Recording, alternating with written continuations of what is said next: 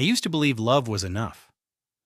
I told Emily that every night, sometimes softly, sometimes like a promise I was afraid to break. "We're fine," I said. "We just need time." She nodded, but her eyes stopped staying on me. "Did you eat?" I asked one evening. "I'm not hungry," she said, already looking at her phone. "Did I do something wrong?" "No," she replied. "I'm just tired." Tired became her favorite word. Tired of work.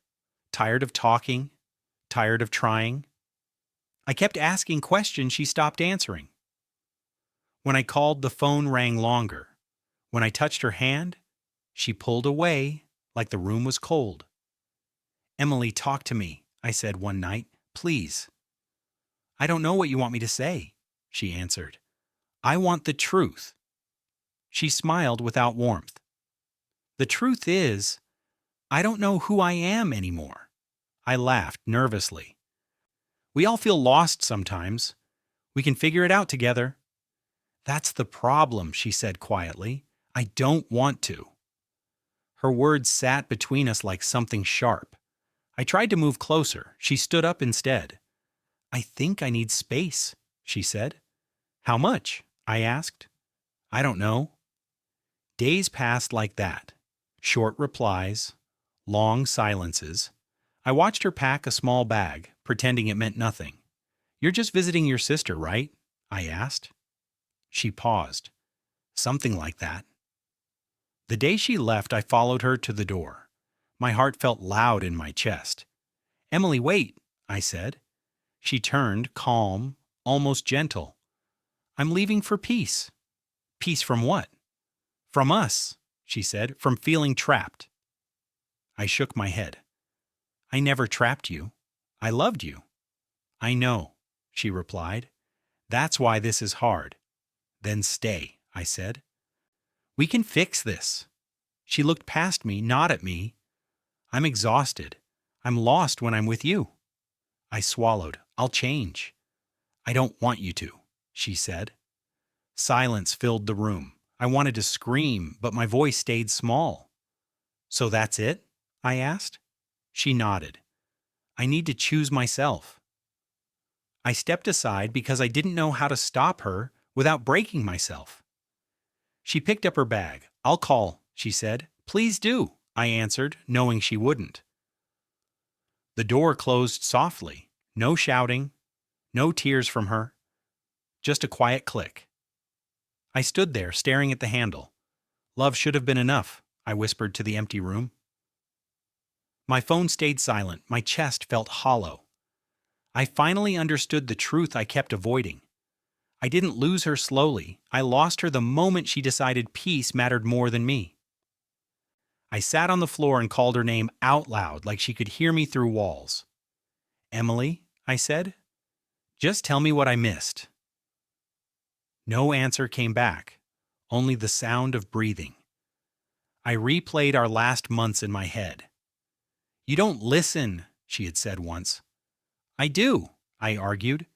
"You hear me, but you don't feel me," she replied. I never understood that line. I understand it now. I grabbed my phone and typed, then deleted. Did I ever matter? I almost sent. "Come back," I almost begged.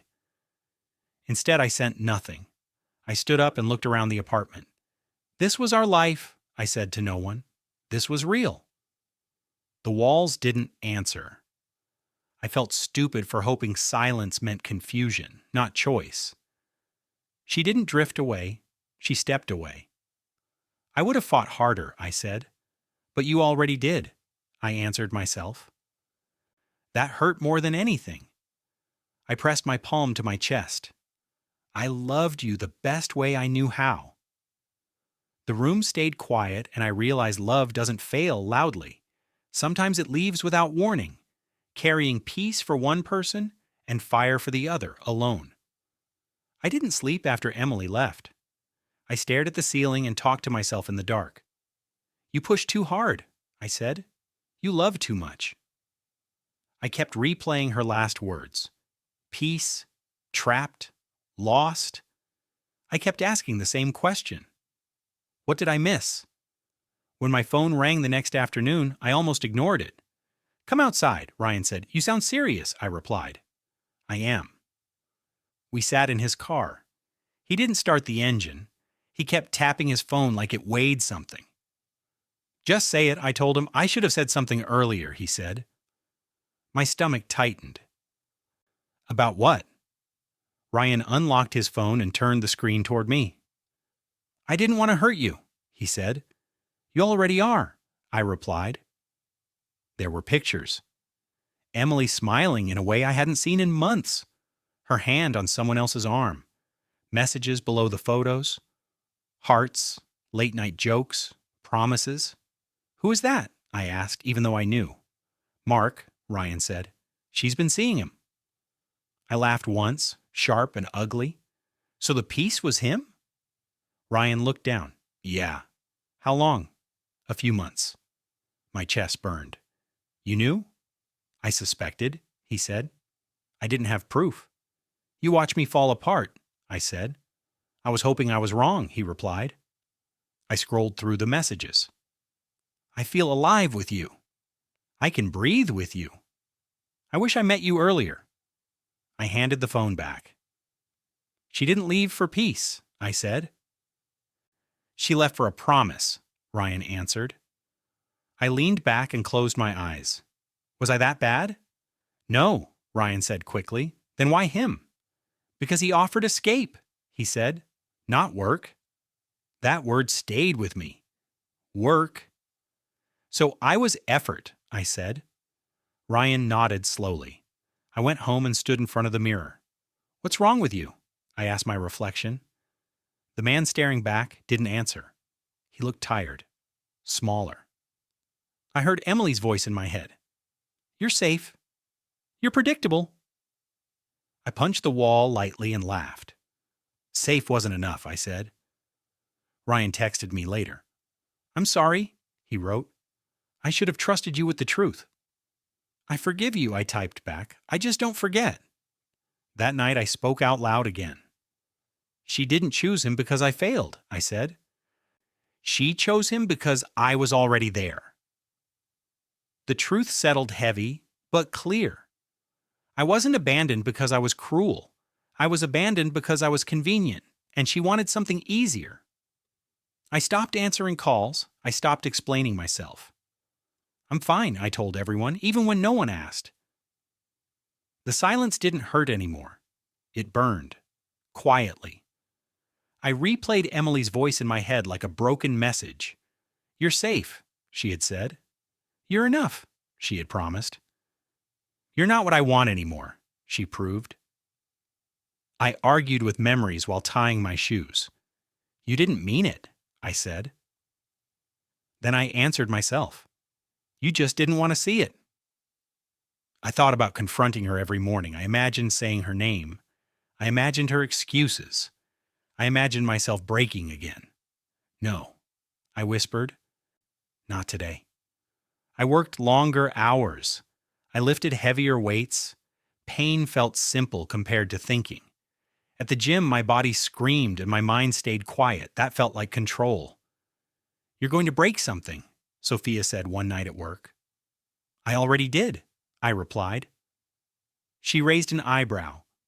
You look like you're running from a fire. I am, I said. She didn't ask about Emily. That annoyed me. You don't care why? I asked. I care why you're punishing yourself, she answered. I scoffed. I'm surviving. No, she said. You're hiding. Her words hit harder than I expected. You don't know me, I said. I know pain, she replied, and I know when someone lets it eat them. I stayed quiet. She didn't fill the space. That made me talk. She left, I said. She chose someone else, I added. Sophia nodded. That happens. It shouldn't, I snapped. She leaned closer. What are you doing about it? I'm working, I said. I'm breathing. That's not living, she said. I wanted to argue. Instead, I went home and sat in the dark. I spoke to the wall like it was honest. I loved her, I said. I didn't fake it. The walls stayed quiet. That felt fair. Emily's lies sounded different now, softer, weak. We're forever, she had said. I need space, she corrected. I clenched my fists. I don't want revenge, I said. I want relief. The next morning I ran until my legs shook. I stared at myself in the mirror. Get up, I told myself. For what? I asked back. Sophia texted later. You alive? Barely, I replied. Good, she wrote. That means you can change. I sat there reading that line. Change. Not revenge. Not anger. Just change. For the first time, the fire inside me felt useful instead of destructive. I stopped checking Emily's social media on a Tuesday morning. I stared at my phone and said, enough. My thumb hovered, then I locked the screen. You already left, I told myself. Why am I still waiting? Ryan noticed first. You look different, he said over coffee. I stopped hoping, I replied. That sounds heavy, he said. It's lighter than begging, I answered. He leaned back. You disappeared for a while. I was chasing someone who wasn't running anymore, I said. Ryan nodded. I should have stopped you. I should have stopped myself, I said. Later that day, Sophia cornered me near my desk. You didn't spiral today, she said. I got tired, I replied. Of her?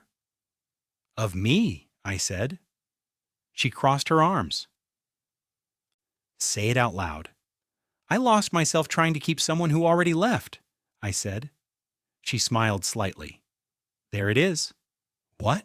I asked. The truth, she said. That night I sat in my car and spoke into the quiet. I'm done begging, I said. Not because I'm strong, because I'm empty. The words didn't scare me. They felt honest. My first session with Dr. Allen felt like standing naked in a room with no mirrors. Why are you here? He asked. I don't want to disappear again, I said. Who did you disappear for? For someone who replaced me, I replied. He nodded slowly. How did that make you feel? Disposable, I said. Say more. I felt like love was a competition, I said. And I lost. Dr. Allen leaned forward. Do you believe you were replaced because you were lacking? I hesitated. Yes. Or because you were available, he said. That question stayed with me. So I wasn't chosen, I said. You were convenient, he replied. There's a difference. I swallowed. I'm afraid it'll happen again. Why? He asked. Because I give everything, I said. And forget yourself, he answered. I left therapy shaking but clear. Ryan texted me. How'd it go? I learned I'm not broken, I replied. Just unfinished. Sophia called that night. You sound calmer, she said. I stopped asking why she didn't choose me, I replied. What did you start asking? What I want, I said. I opened my contacts and stared at Emily's name. You don't get access anymore, I said quietly. My finger pressed delete. Nothing exploded. Nothing hurt. Peace didn't come from being chosen. It came from choosing myself. I hadn't thought about Emily for weeks. Not really. The mornings were quieter, my coffee tasted better, and my phone stayed in my pocket. I felt sharper, calmer, like I had a little more space inside myself. Then Ryan called. You won't believe this, he said. What now? I asked, wary. Emily's struggling, he said carefully. With Mark. I laughed quietly. Struggling? Yeah, Ryan said. He's unpredictable, controlling. She's not happy. And you think I should care? I asked. No, Ryan said. Just, you might want to know. I hung up and stared at the ceiling. I didn't feel the usual pang. I felt curious. That was new. A few days later, my phone buzzed. Unknown number. I answered. Hello? I said. It's me. Emily's voice trembled. I see, I said calmly. I just wanted to talk, she said. To talk? I asked. After months of silence, I know I hurt you, she said. I'm aware, I replied. There was a pause. I could hear her breathe. I didn't think I'd feel that lost, she admitted. Lost how? I asked. With him, she whispered. I thought it would be easy, but it's not. I stayed silent. I didn't need to respond. That unsettled her more than anger ever could. I keep thinking about us, she said. I let it hang. You sound different, she finally added. Because I am, I said. She hesitated. Are you still angry? Not at you, I replied. I'm just done waiting. She swallowed hard. I never realized. I know, I said softly. For the first time, her voice cracked. Not with sadness, not with tears, but with uncertainty. I thought you'd still be.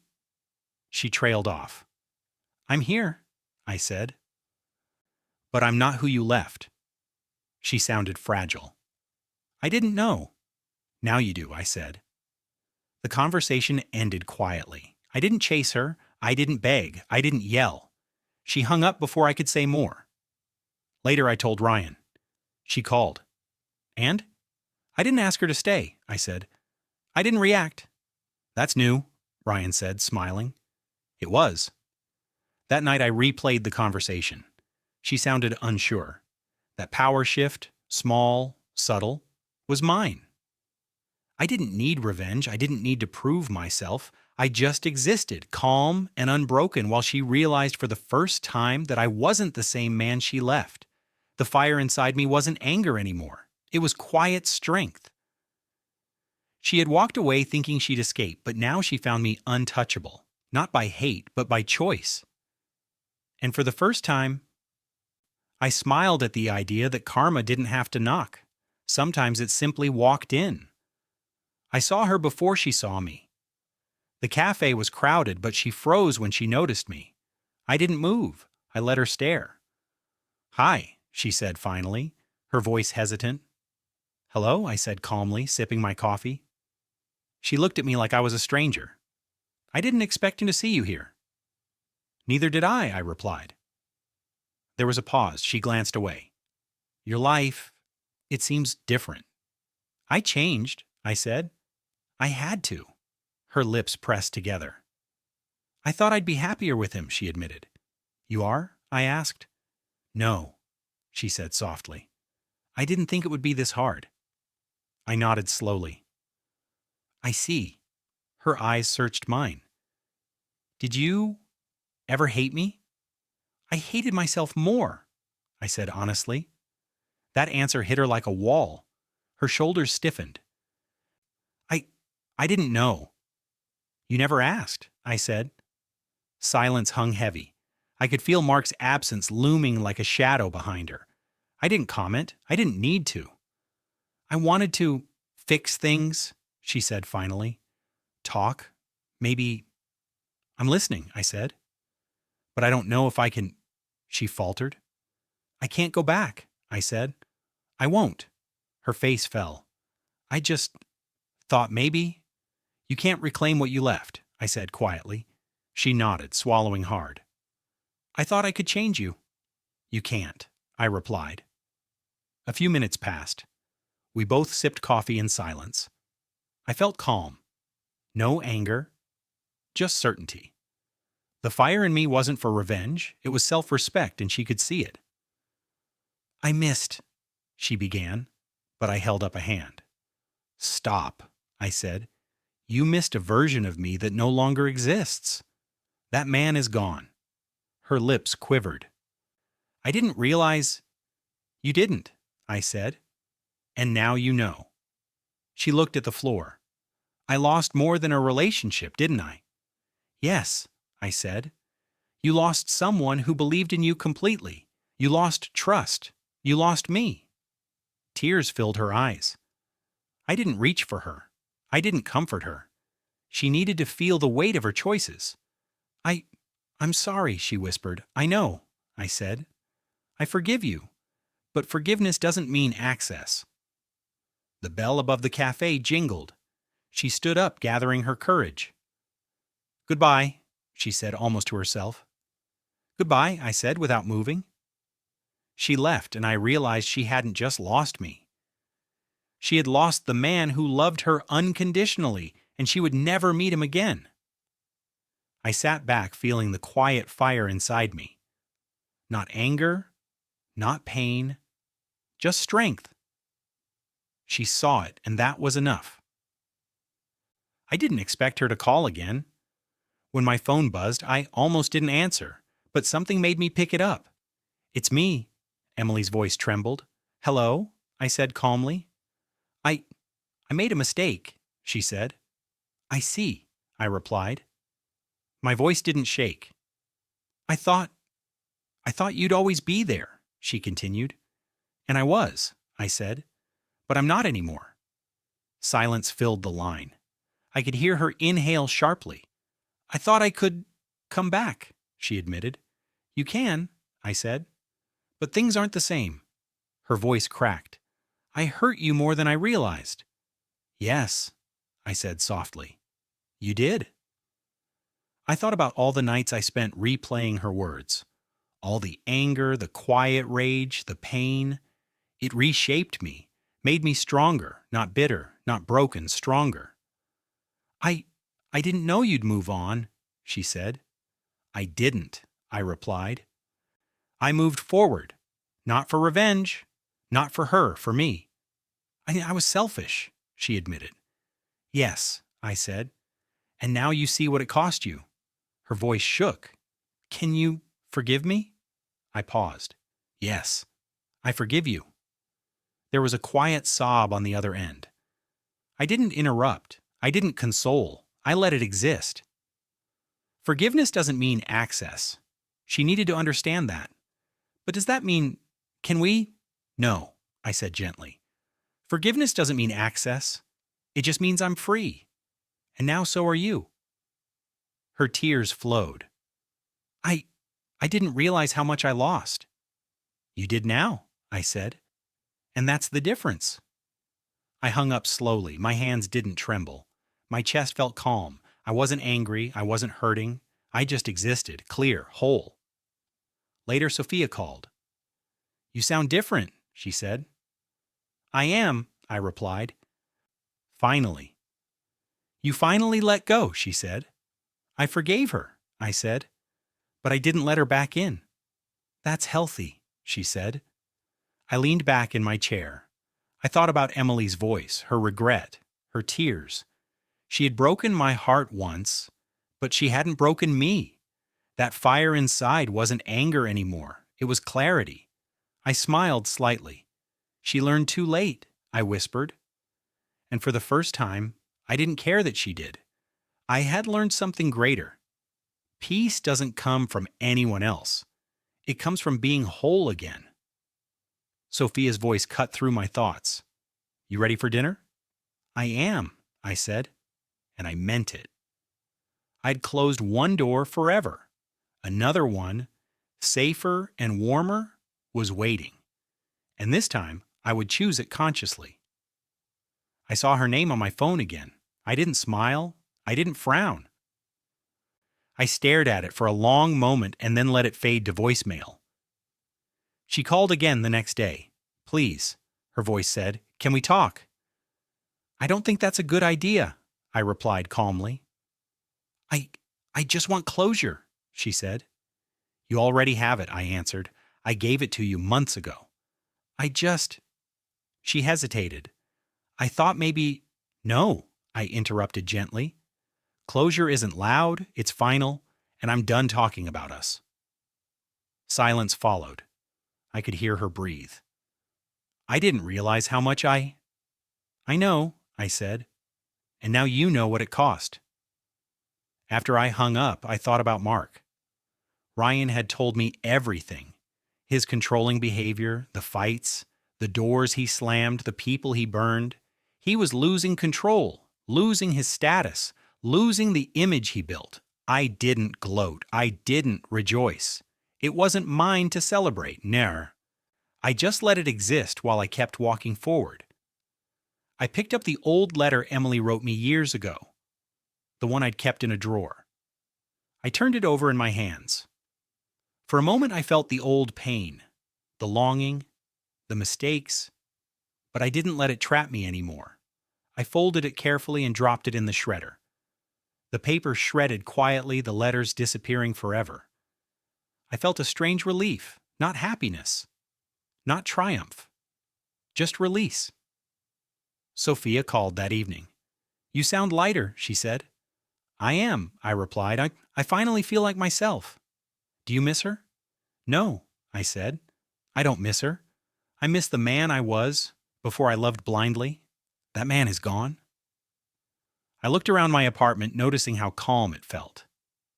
I had rebuilt my routines, my space, my life. Work didn't feel like punishment. I didn't dread mornings. Even the silence was comfortable. Ryan stopped by later. "She tried calling again?" he asked. "Yes," I said. I didn't answer. "You sure?" "Absolutely. Closure doesn't need words," I said. He smiled, understanding. That night I sat by the window, watching the city lights. I thought about the man I was. The one who begged, who hoped too hard, who hurt himself trying to hold someone who didn't belong. And then I thought about the man I had become. The one who still felt, who still cared, but who refused to give his peace away. I whispered to the empty room, "I am enough. I always was. I just needed to remember it." And in that quiet, final moment, I realized that peace didn't come from revenge. It didn't come from her loss or Mark's downfall. It came from respect. For myself, for my choices, and for the life I decided to live. The chapter of Emily was over. The rest of my life was mine, unshakable and entirely my own. I used to think love was everything, that it defined me, completed me, made me whole. After Emily left, I spent weeks, months even, thinking that without her, I was nothing. I replayed her words, her smiles, the way she walked out of my life as if it were easy. I hated myself more than I hated her. One morning, I realized something had shifted. I woke up without checking my phone for her name, without wishing for a message that would never come. I made coffee, black, bitter, perfect, and I drank it slowly, noticing the warmth instead of missing her. Ryan called. "You sound different," he said. "I feel different," I replied. "I'm not waiting anymore." "That's good," he said. "Really good." "It's not about good or bad," I said. "It's about being me again." Sophia texted later. "Lunch?" "I'm free," I replied. "Let's do it." At lunch, she asked, "Do you ever think about her?" "Sometimes," I admitted, "but not in the same way." "How so?" "I don't want her," I said. "I don't need her. I respect the lessons she gave me, and I let them live inside me." She nodded, smiling softly. "You've changed." "I have," I said. "Not because of revenge, not because of anger, because I finally stood up for myself." I remembered the fire in me, the quiet rage, the burning ache after betrayal. It's what kept me awake at night, what drove me to run, to work, to fight my own weaknesses. That fire never needed her.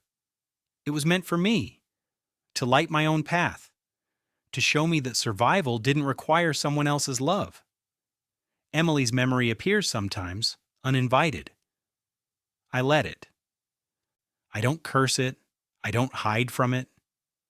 She isn't an enemy, she's a teacher. She taught me to endure, to rebuild, to recognize my own strength. One evening I walked by the cafe where we met.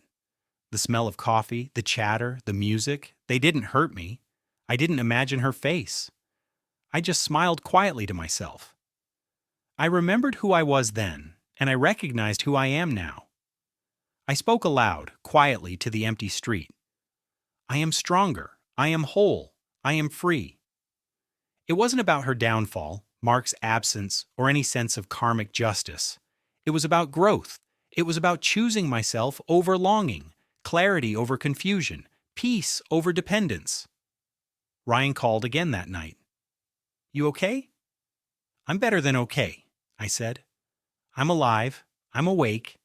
I'm finally me. Sophia sent a message. Proud of you. I smiled at my phone. Thanks, I typed back. I needed to find me first. I realized love could exist without dependency, pain without weakness. I could honor what I once felt without letting it control me. Emily fades into memory, not a wound, not a weight, but a lesson. I stood at my window looking at the city lights. The fire she once thought she ignited in me wasn't for her. It was always mine. I let it guide me forward, toward life, toward strength, toward a version of myself I didn't know existed before heartbreak. And in that quiet, solid moment, I knew I had found myself, and that was enough.